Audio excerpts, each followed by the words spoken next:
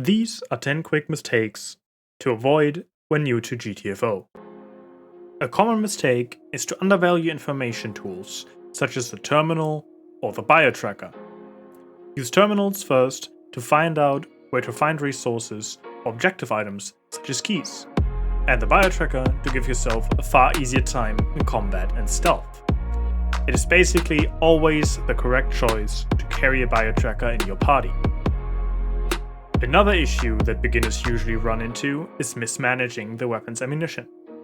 Giving or taking an ammo pack while one of their guns is close to or even at 100%. Effectively throwing away a part of their resources. Remember, ammo packs give about 18% to your main weapon and 33% to your special weapon. Cfoaming doors without having mines to place on them is also something you would want to avoid.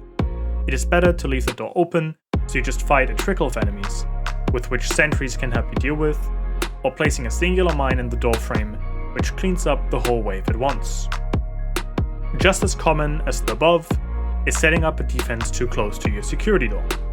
Alarm scans will travel away from your line of defense, leaving you often entirely without cover. Try to defend the entrances to your room instead to have an easier time the next time.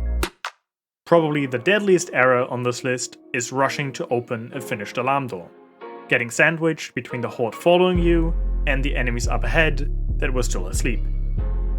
It is often better to clear out the waves and then advance when everything went quiet again. Asleep enemies can often feel hard to kill, mainly because their weak spots aren't used accordingly. Hitting the head is nice, but not always possible for everyone. So try to get behind the enemy, especially in the case of giants. This allows you to deal up to double damage with each of your attacks, enabling an easy takedown.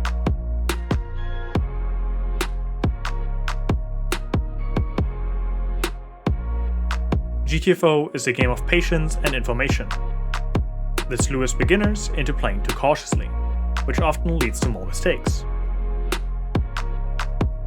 Try to get some confidence and play aggressive here and there. To not just find your limits, but also to potentially be more prepared for a bad encounter the next time. This especially applies to checkpoints, but knowing when to get the frick out and quit the run so you can reevaluate your loadout and approach could save you from bashing your head against the steel wall that GTFO sometimes is for beginners. Lastly, do not hesitate to look up guides on YouTube or even the official Discord.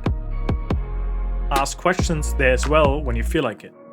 GTFO is a very difficult game, and a lot of the available information is not easy to find or learn by yourself. So when struggling, ask away.